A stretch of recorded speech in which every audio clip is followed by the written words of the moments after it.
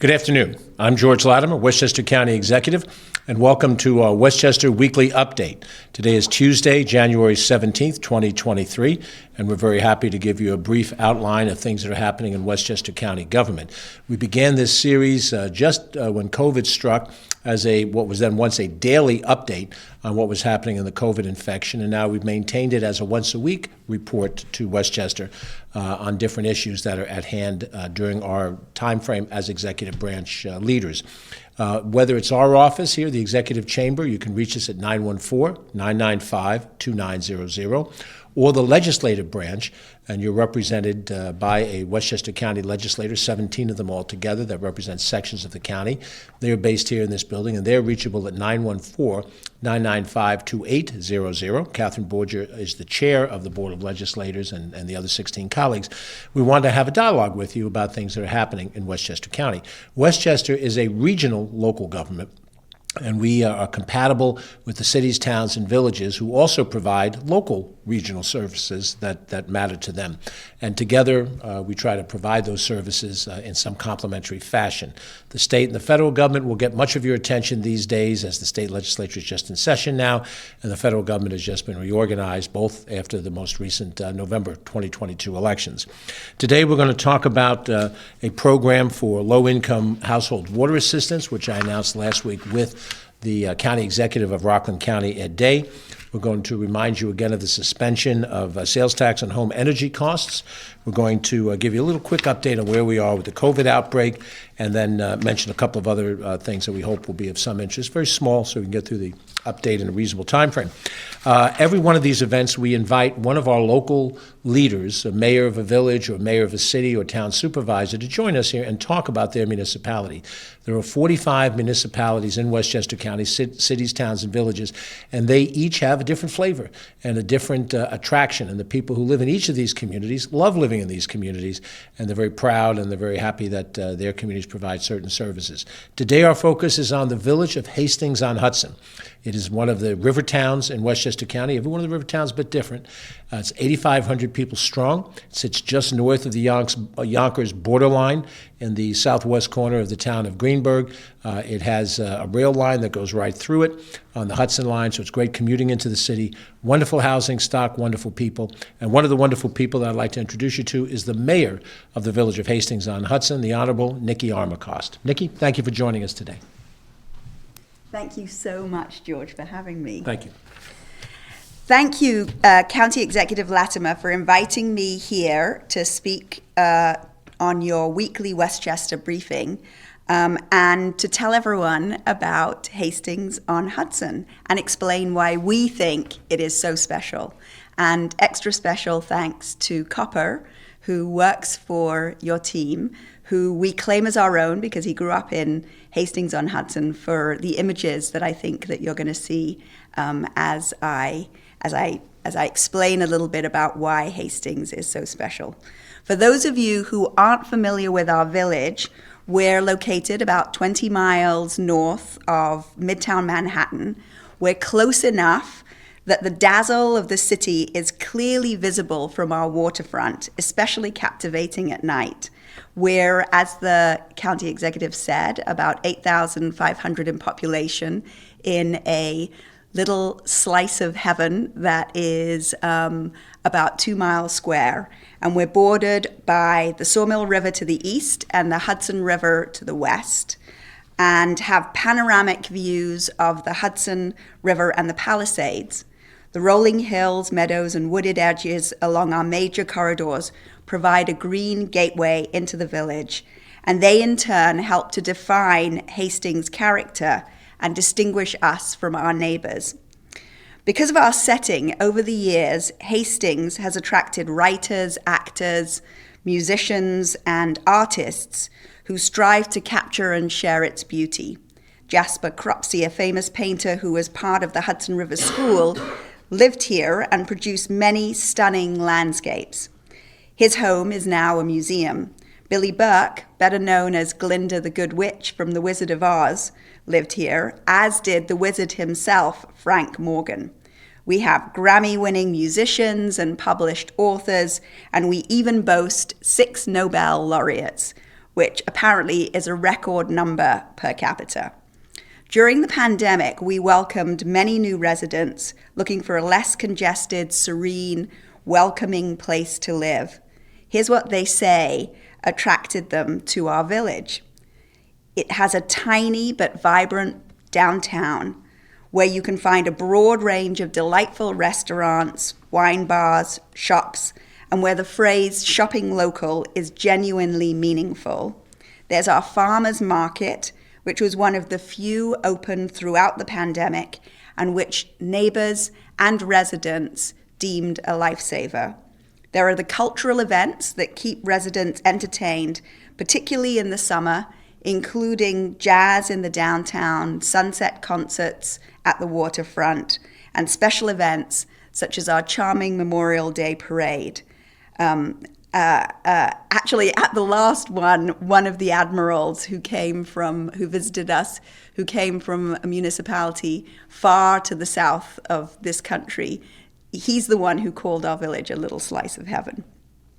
And there are many parks, including our very own 100-acre woods, several ball fields, and various compact neighborhood public spaces where residents can play pickleball, bocce, or simply enjoy the solitude. The final thing we think, one of the many things, but the final one I'm going to tell you about today that we think makes us special is our status as the highest ranking climate smart community in the state, something we're all quite proud of. So we think our village is truly magical, and we welcome you all to come and visit. And we thank the county for being an amazing partner and collaborator on so many, many things. Thank you again for having me. Thank you very much. Nice to see you. It's a pleasure to see you. Mwah. Nice to see you. Thank you. That's Mayor Nikki Armacost from the village of Hastings on Hudson. And I can recommend that if you visit Hastings anytime that you can, you'll find terrific dining. As she pointed out, Harvest on the Hudson is a waterfront restaurant that's terrific, and there's many other ones right on Warburton Avenue. VFW Plaza oftentimes has special events and activities right there in the heart of town. The Harmon Community Center plays host to many important meetings, not just for Hastings alone, but for the region around it. So find your way there if you're along the Hudson side. Route 9 goes right through it. That's Warburton Avenue. And it can take you from anywhere from Peekskill down to Yonkers, and you'll get through Hastings on Hudson. I encourage you to go visit, as I encourage you to visit all of the different communities of Westchester County. The weather will be getting a little better in the spring. It's still perfectly wonderful now in the winter, but I know I feel like a tourist promotional person, but Hastings and the other communities of Westchester County have a lot to recommend it. We hope you get a chance to know a little bit more about the county in its entirety. Let me bring my greetings from Ken Jenkins, our Deputy County Executive. He is going through the final couple of days of a COVID protocol. And it's frustrating when we get that disease. We have to drop out of sight for a while, but he's been very active in our discussions, our executive committee meeting today, and I expect he'll join me here next Monday when we have the next one of these updates that will come again to inform you of what's happening in the community. A couple of issues we want to mention. I'll be fairly quick in today's report. Last week I had the opportunity to stand alongside Rockland County Executive Ed Day. We were over in Nyack to sort of promote awareness for the Low-Income Household Water Assistance Program. This is a federally funded program. It's operated through New York State, and it helps low-income households reduce any balances that they have for any residential water or sewer bills that may have accrued. So if you have an accrued water bill, there are some sewer bills in this county, mostly water bills in this case, that you have trouble paying because it's a large amount, this program can help you. Rockland and Westchester residents over the course of the last few months have claimed up to $2.5 million worth of funding from this federal program, and it applies wherever there is the private water companies that provide that service. We in Westchester have a number of communities that get water from Veolia, which bought Suez Water a couple of years ago. Those municipalities include Rye Brook, Rye City, and Port Chester in one section of the county, Eastchester, Pelham Manor, parts of New Rochelle in another section, Pelham, In another section of the county, Greenberg, Tuckahoe, Ardsley, and so forth. Those customers who have fallen behind on their water bills and meet income eligibility guidelines are eligible for up to $2,500 of assistance. The guidelines are based on the size of your household. A family of four making up to $65,820 a year would be eligible for help. So $65,800 for a household income or below, you would be eligible for that assistance. And the average benefit varies depending on the arrearage. But if you'd like more information, you can find out pretty quickly. We have some information that we're going to put up on the scroll. The website for OTDA, New York Gov, which will tell you where you can go in directly to apply it. You can reach out by phone number to 833-690-0208, 833-690-0208. And if all else fails, call our office at 995-2910, and we'll make the connection for you. But this is a way for you to apply for assistance for arrearage that you have for a high water bill or sewer bill that has accumulated over time, and you need some financial assistance. If you qualify, we're happy to make sure that you get that assistance. Next, we want to just remind you again that we have suspended sales tax on home energy products. It began December 1st. It applies through this month, January, and into February until February 28th. There is a mechanism. We'll show you the link on the scroll, the New York State Tax Customer Help link. So if you have any problems, there's also a phone number there, 518 number, 485-2889, if you have any issues with your bills. The major utility companies that provide electric and natural gas services are aware of this and should be deducting it. If there's any lack of proper deduction, it can be accommodated for in the future bills going forward. And the same would be true for those providers of home heating oil, whether it is diesel or not, and then also for those that heat with propane gas, and they have someone that's delivering the services to them. If your delivering agency is still charging you sales tax, make the recommendation through these phone numbers, and we'll try to be helpful to you. And I think we can get you a credit going forward. This is one of the many ways we've tried to come up with to try to help individuals dealing with this inflationary moment that we're in.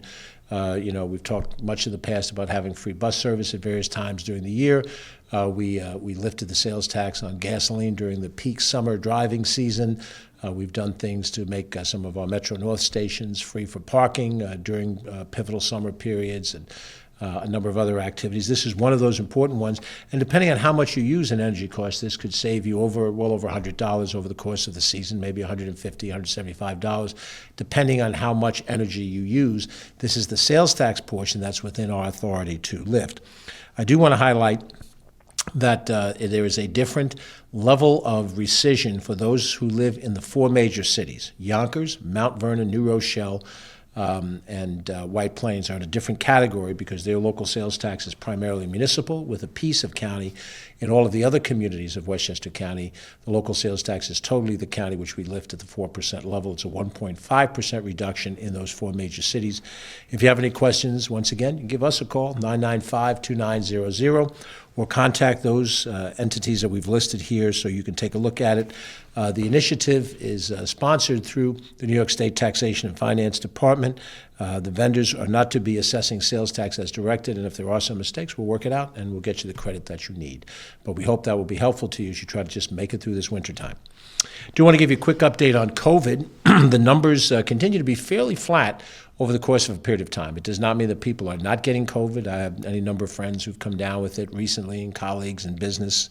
But as of the most recent statistics we have, there are 2,615 active cases of coronavirus that we are aware of through the tracking system as of the most recent number. A week ago, that number was 2,858, so there's a slight decrease over the course of the week. And if you compare to a year ago, when we had the Omicron outbreak, a year ago there were 30,000, almost 31,000 cases of COVID. So 2,600, 2,615, that recent count, down from a week ago, and down tremendously from a year ago at 31,000 cases. The number of people hospitalized, right now, 246 people are hospitalized to COVID. A week ago, that number was slightly higher, 261. A year ago, we had 605 people hospitalized in Westchester County because of COVID. That's a significant amount because of Omicron.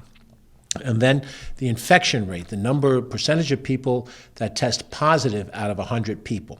So right now the infection rate is 9.3%, meaning 100 people go in to get tested. 91 of them, almost, give or take, a little slightly less than that.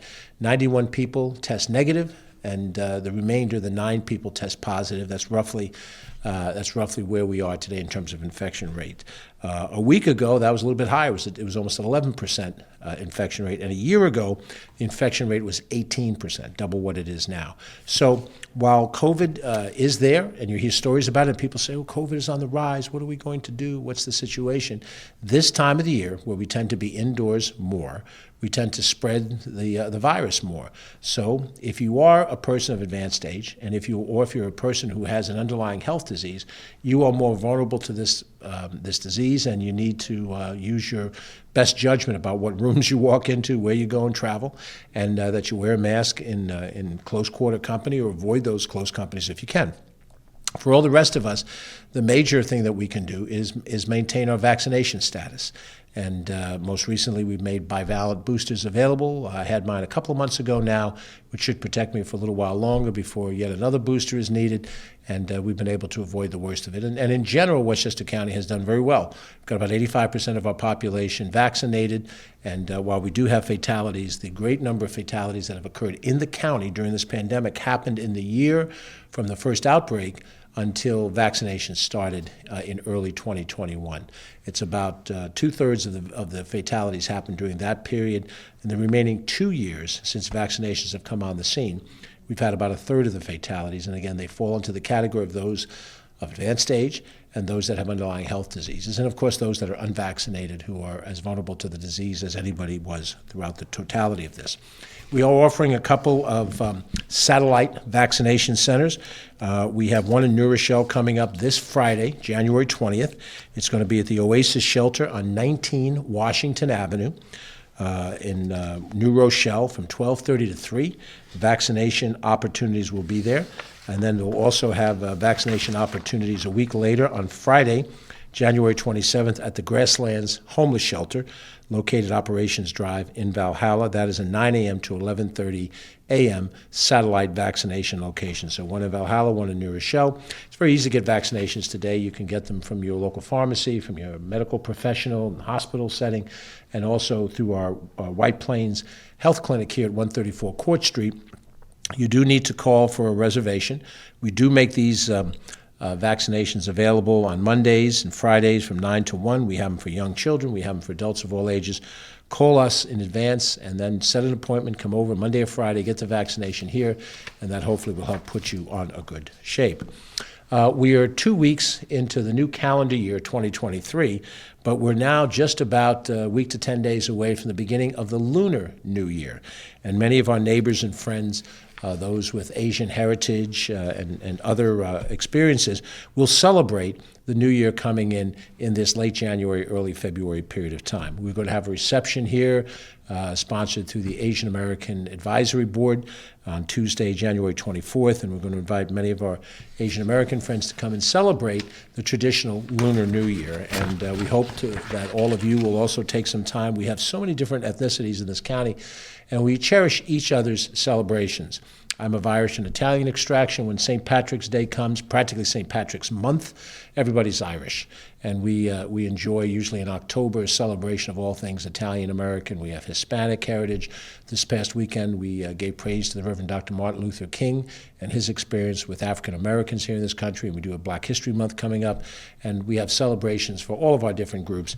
The Lunar New Year is coming up, and so we wish all of our friends who celebrate a very happy New Year. And for those of you enjoying the calendar New Year, 3 weeks in, Happy New Year to you as well in 2023. As I close out this very brief report, I want to highlight that we've completed 5 years of this administration. As you no doubt know, county executive term of office lasts 4 years. I had the pleasure of being elected in 2017 for a 4-year term that was completed at the end of 2021.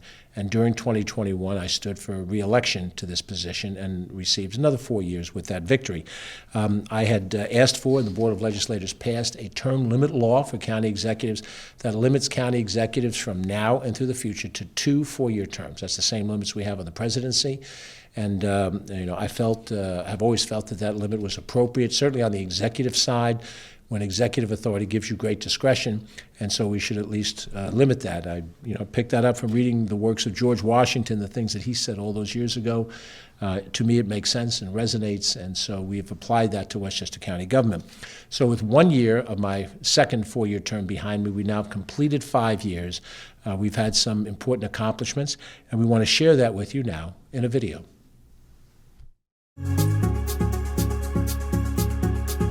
I feel good about things that we've been able to accomplish, and particularly things that are the physical improvements, the capital improvements, because you see them. As I look back on the 5 years, I see those physical improvements we've made, and they're significant. When you're looking at future budgets in 24, 25, 26, we've had a good run of budgets so far. We knew what our costs were going to be overall, and we knew what revenues we had overall. What do we have to do in the short term, and then how does that lead to the long term? We've also calibrated around what we can afford, because we have cut taxes the last 4 years. And then a year from now, when we sit with the bond rating agencies and they look across the table, I need to give them a sense of comfort that the direction of this county has fiscal sound policies attached to it. And we merit a higher consideration in the way you evaluate us. And while I know that some of those things are complicated, it was complicated to fix Memorial Field. It was complicated to stabilize the finances of this county. It was not easy to do these things. It was not easy for us to do some of the legislation that we've done, or the police reform process. You could go on, and certainly fighting COVID. Every day, 6 or 7 of us were on this floor when most of our workforce was home, staying away from COVID. We kept pushing and pushing and pushing to try to establish the right policies and try to communicate those policies to people who were home watching it, to have some confidence that we knew what we were doing. I believe in a multicultural United States and a multicultural Westchester, and that multicultural makes us stronger. In something as small as recognition for an ethnic group with just a festival, in something a little more significant like a permanent memorial that recognizes people that died, and in something a little more significant like looking at our various parks or other facilities, Miller House, and restoring them to what they were before. To me, that is the gratifying part of the 5 years that we've had. I see us as reestablishing a connection to a tradition that existed in this county. It's been interrupted, but I think it's been reestablished now. And that tradition has been a bipartisan tradition heretofore, where whether you're Republican or whether you're Democrat, you understand the value of certain assets. You understand the value of maintaining an infrastructure. You understand the value of providing certain services that are necessary. We have some things that are short-term and some things that are long-term. Short-term, county center, let's get the place open. In the longer term, we have to make a bigger set of decisions about the county center. Do we invest a serious amount of money for a complete makeover?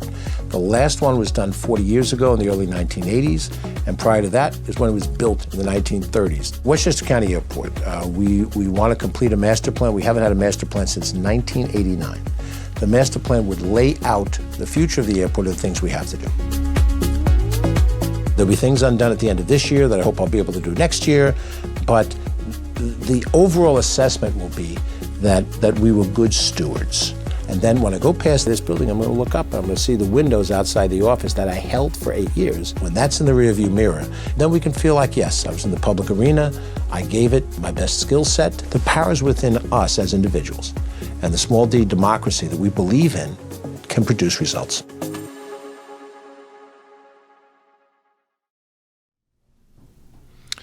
This administration has had the fortune of time to be able to see some of our programs develop.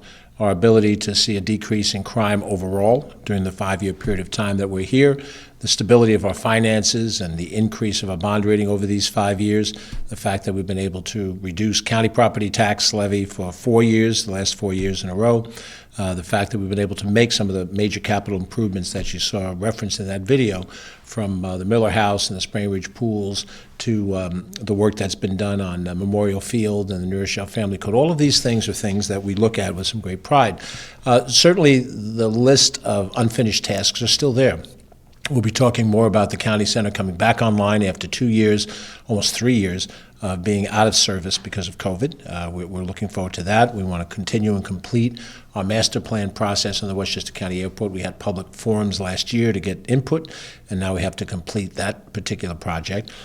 We have the usual projects that are needed at every turn for additional improvements this year, and we have a number of those projects that we put in the budget now that get implemented, and a host of different legislative initiatives between the Board of Legislators and our administration. But we go forward. We work as bipartisanly as the two sides will permit, and we try to make progress for you, our residents and our friends. I'm George Latimer. Thanks for watching. Have a wonderful day and a good, safe week. We'll be back to report to you next Monday. I'm sure Ken will be with me at that time, and we'll give you an update as to what's happening as of next week. Have a wonderful day.